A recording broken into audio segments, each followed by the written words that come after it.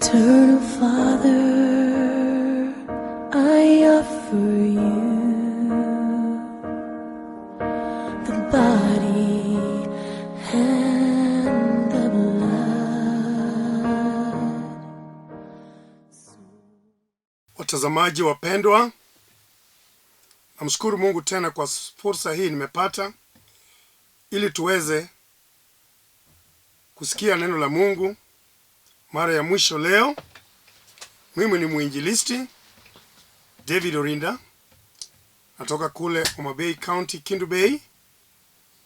Kanisa langu ni Kanyadhiang SDA Church, Kenya Lake Conference. Karibuni tena ili tuweze kusikia neno la Mungu. Kabla hatujaendelea, naomba tuinamishe vichwa tuweze kupata ombi.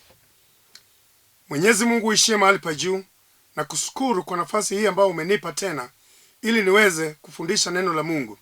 Neno hili ni lako, sio langu. Naomba unijaze na Roho Mtakatifu ili aweze kunifunulia maneno ambayo nitafundisha watu wako, na haya mafundisho yaweze kutuleta karibu nawe, kusamehe dhambi zetu. Nimeomba kwa jina la Yesu Kristo mkombozi wetu. Wapendwa, ni mara nyingine nimekuja ili tuweze kusikia neno la Mungu, na fundisho langu kuu siku ya leo ni karibisha mgeni Yesu.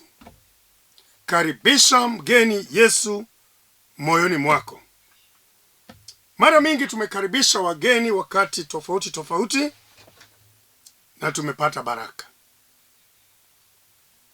Kwa hivyo tuendelee kumkaribisha Mungu ili tuweze kupata baraka.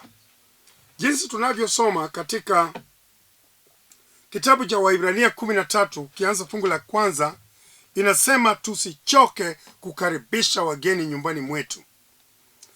Na wengine wamekaribisha malaika bila kujua, na kwa hivyo wamepata baraka. Nawe pia leo hii ni ombi langu kwamba uweze kupata baraka kwa kupitia kukaribisha mgeni Yesu nyumbani kwako. Yesu anasema katika kitabu cha Ufunuo 3 fungu la 20 na 21 kwamba tazama, nasimama mlangoni na bisha. Mtu akisikia sauti yangu na kuufungua mlango, nitaingia kwake, nami nitakula pamoja naye na yeye pamoja nami. Haleluya! Ni jambo la muhimu kwamba Yesu akiingia kwako atakula nawe na utaishi pamoja naye. Hakuna mgeni mwingine muhimu kuliko Yesu. Haleluya! Hakuna mgeni ambaye ina maana sana katika maisha yako kuliko Yesu Kristo. Tazama, tutakapoendelea kujifundisha, utaona wale ambao walipata mibaraka mbali kupitia kwa kukaribisha wageni. Na fungu la 21 inasema, yeye ashindaye nitampa kuketi pamoja nami katika kiti changu cha enzi. Haleluya! Kwamba ukishinda ulimwengu na dhambi zake, Yesu atakuwezesha kuketi pamoja naye enzini mwake. Hebu tuangalie, tutazame wale wageni walioleta baraka kwa wengine. Mmoja wao ni babu wetu Ibrahimu, aliyekaribisha wageni. Kisa hiki tunasoma katika kitabu cha Mwanzo 18. Mwanzo 18 ukianzia fungu la kwanza, Ibrahimu aliwakaribisha wageni, na kumbe hao wageni walikuwa malaika, na akawapa chakula, akawapa na maji, akawapa na maziwa wakanywa. Na inasema alipokuwa mlangoni ya Memre, akiketi mlangoni pa hema mchana, ilikuwa ni mchana, aliona wageni watatu wakipita karibu na nyumbani kwake ama karibu na hema yake. Alipowaona, Hawa walisimama mbele yake. Alipiga mbiu kwenda kuwalaki katika mlangoni pa hema, na Biblia inasema aliinama chini, aliinama mpaka chini. Naona kama alianguka kifudifudi, na hii ni ishara ya heshima kwa ajili ya mgeni, ishara ya heshima kwa Mungu na ishara ya kumwabudu Mungu. Kwa hivyo Ibrahimu alikuwa anawaabudu hawa wageni kwa sababu walikuwa ni wageni wa Mungu, malaika wa Mungu ambayo Mungu alimtuma kwake ili aweze kumbariki. Ukisoma fungu la 3, Ibrahimu alisema, Bwana wangu, kama nimeona fadhili machoni pako, na kuomba usinipite. Haleluya! Ibrahimu aliona fadhili machoni pa Mungu. Kwa hivyo aliomba wageni wasipite na fadhili ya Mungu isimpite. Kwa hivyo alikaribisha wageni na aliona fadhili wa Mungu, aliona baraka kutoka kwa Mungu, alisema isimpite. Nawe pia leo hii fadhili ya Bwana isikupite, baraka za Bwana isikupite. Na itawezekana tu kama utakaribisha Mungu na kumkaribisha Yesu moyoni mwako, kumkaribisha malaika wa Mungu kwako, jinsi Ibrahimu aliwakaribisha. Tazama, angalia, nasikiliza matokeo yake. Baada ya kuwakaribisha, akawaletea maji ya kunawa miguu yao. Je, wewe wageni wakija kwako unawapa maji ya kunawa miguu? Na sio mguu yao peke yao, aliwapa maji pia ya kunywa ili waweze kuburudika moyoni mwao. Aliwaambia, nawa miguu, kunywa maji, ndipo muendelee na safari. Na wageni waliitika mwaliko wa Ibrahimu. Na wakati walipokuwa wakinawa miguu na kunywa maji, Ibrahimu akafanya hima, akakimbia kwa Sara. Naona kama Sara alikuwa jikoni akipika labda,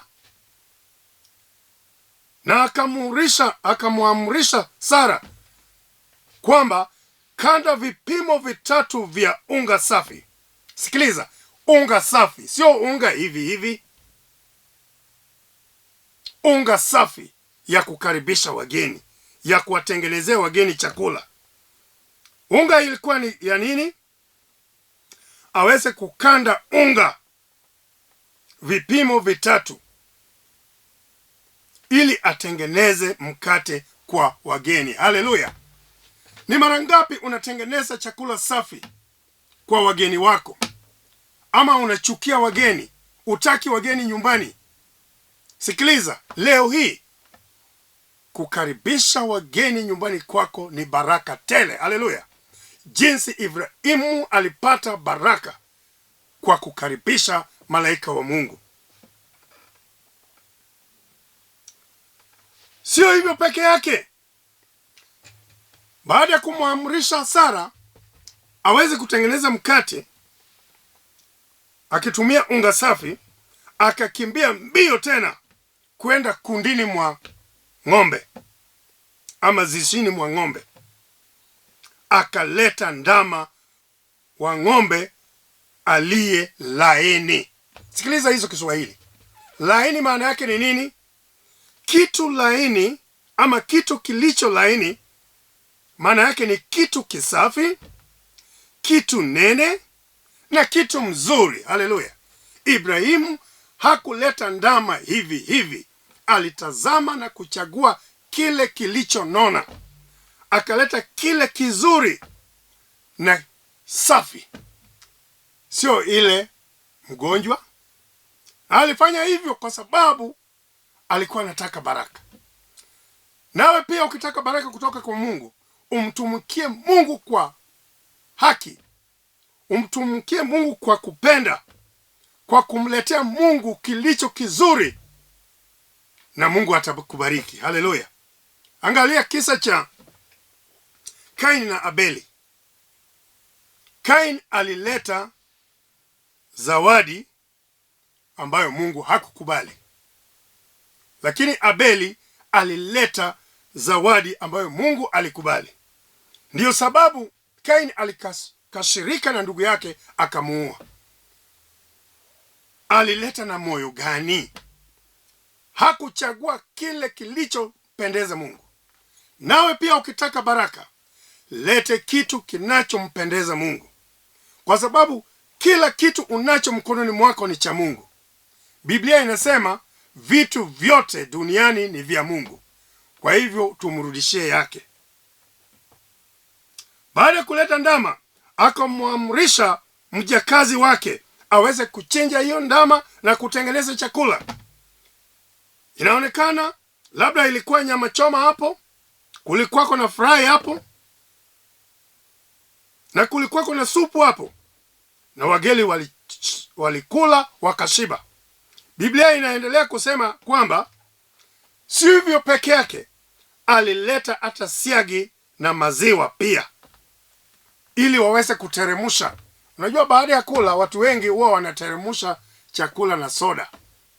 Wanateremusha na Fanta, wengine wanateremusha na Coca-Cola, wengine ni Crest.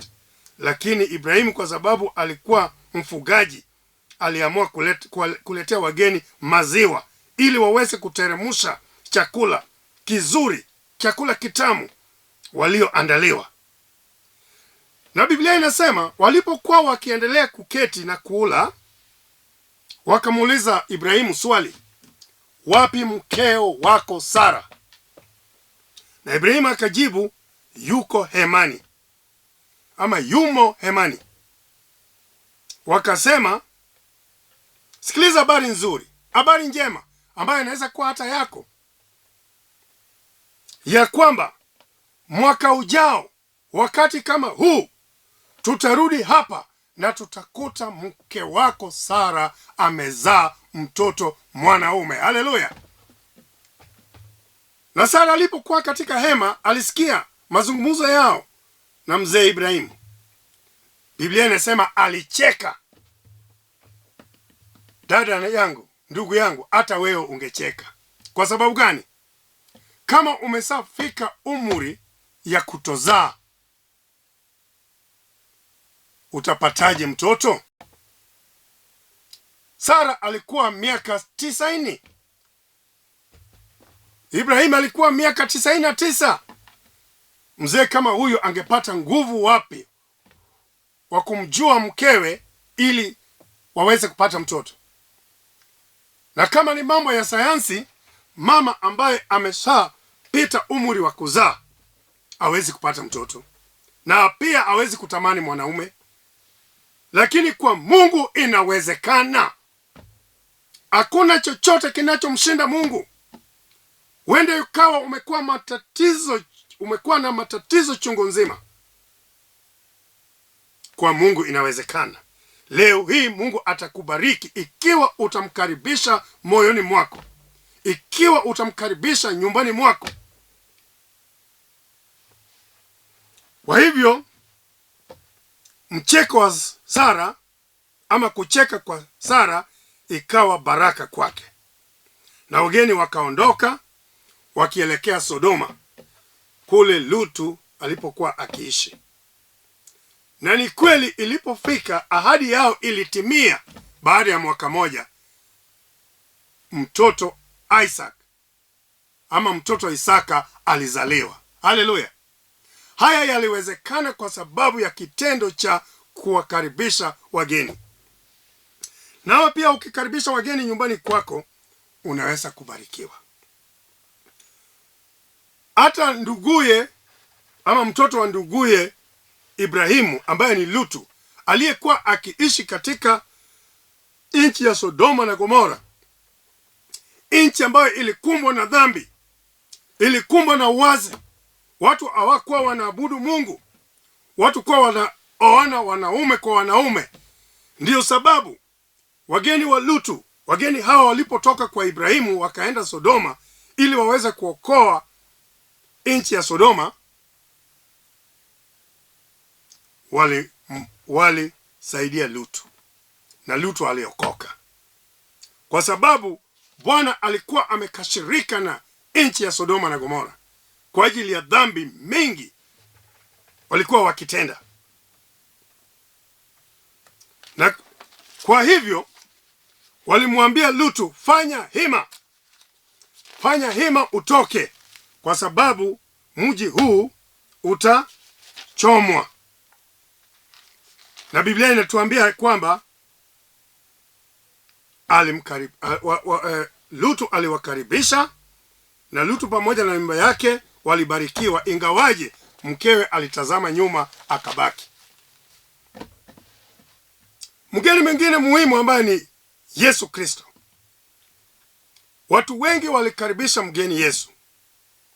Maritha alikaribisha Yesu. Yesu alipowatembelea nyumbani, na mwenzake alikuwa analalamika, alikuwa anashughulika na upishi, na yeye aliamua kukaa miguuni pa Yesu ili aweze kupata baraka, ili aweze kuokolewa. Mtu ambaye alipata faida na baraka kutoka kwa Mungu kwa Yesu Kristo ni Zakayo, ambaye alikuwa mtosha ushuru. Tunasoma kisa chake katika kitabu cha Luka 19 ukianzia fungu la kwanza kuendelea. Tunasema Yesu alipokuwa akipita Jeriko, katikati ya mji palikuwa na mtu jina lake Zakayo. Na Zakayo alikuwa mkuu wa watosha ushuru. Kwa Kiingereza tunasema chief tax collector. Alikuwa tajiri mno. Alikuwa tajiri ya kupindukia. Na utajiri wake alipata kupitia kwa rushwa. Alikuwa akipewa rushwa kila wakati, na akarundisha utajiri mwingi. Na dhamiri yake ilimshtaki kwamba amekuwa akifanya kosa kwa kukula rushwa. Ndiyo sababu aliamua kukaribisha Yesu. Yeye, Biblia inasema, alikuwa mtu mfupi, na alikuwa na nia ya kumwona Yesu, na alijua kwamba atakapomuona Yesu shida zake zote zitaisha na zitatatuliwa, kwa sababu kulikuwa na umati mkubwa. Pia yeye alikuwa ni mfupi, aliamua kupanda juu ya mkuyu, fig tree. Aliamua kupanda juu ya mkuyu ili aweze kumwona Yesu. Yeye aliamini tu kumwona Yesu peke yake atakuwa amesamehewa dhambi zake. Alikuwa kama yule mama aliyesema kwamba nikiguza pinde la nguo zake nitapona. Haleluya! Ni yule mama aliyetokwa na damu kwa miaka 12. Alijua kwamba nikimguza tu pinde la nguo zake nitapona, na alifanya hivyo na damu yake ikasimama. Haleluya! Hata wewe leo hii matatizo yako yote yanaweza kuisha ikiwa utaamua kumtazama Yesu, kumfuata Yesu na kutembea na Yesu, jinsi Zakayo aliamua. Na kwa hivyo alikimbia mbio akapanda juu ya mkuyo. Kwa sababu alikuwa mtu mfupi, hangeweza kumwona Yesu kwa sababu kulikuwa kuna umati mkubwa. Aliamua kupanda mkuyu. Alitangulia mbio ili apande, ili amwone Yesu. Aliamini kwamba kumwona Yesu tu shida zake zote zitatatuliwa na atakuwa huru. Dhambi zake atasamehewa zote. Kwa sababu hiyo akatoa uamuzi huu. Fungu la 5 alimwambia Yesu, kabla hayo Yesu alipomwona juu ya mkuyu akamwambia Zakayo, shuka chini haraka, nimeona imani yako. Shuka chini, leo hii nitakuwa mgeni nyumbani kwako.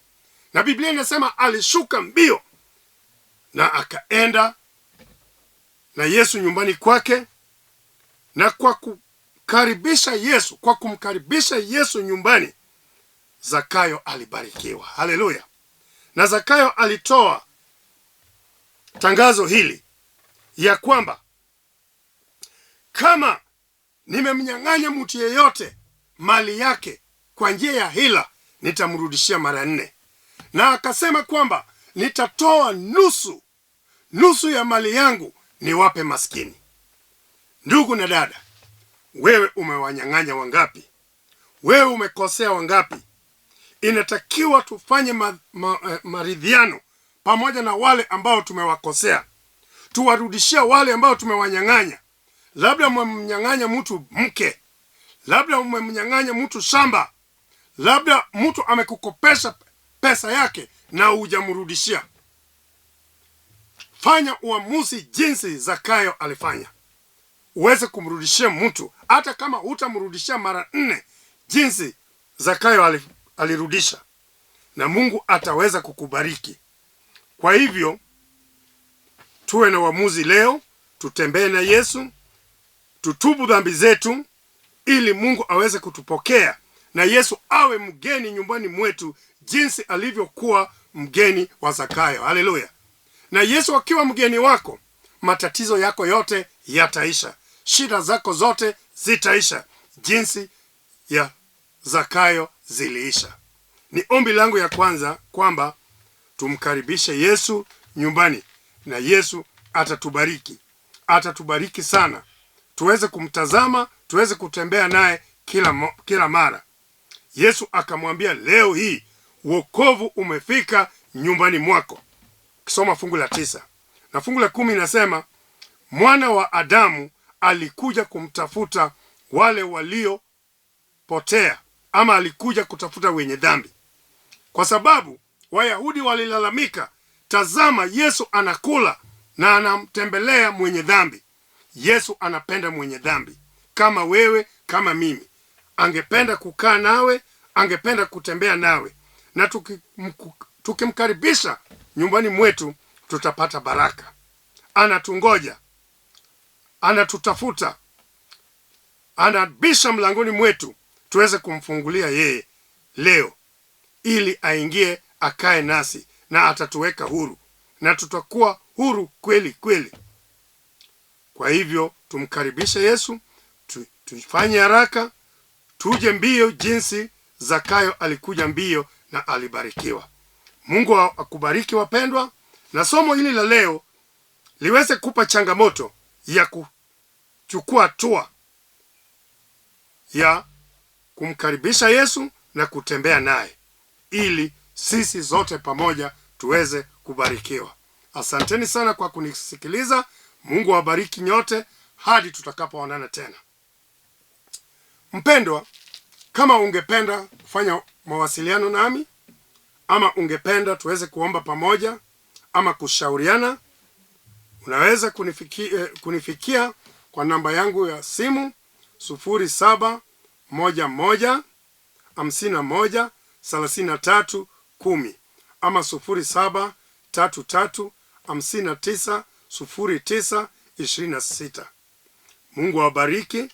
Mungu aweze kubariki Lolwe TV pamoja na wafanyikazi wake, pamoja na mkurugenzi wao. Mungu awape amani, Mungu awape maisha marefu hadi tutakapokunana tena. Amina.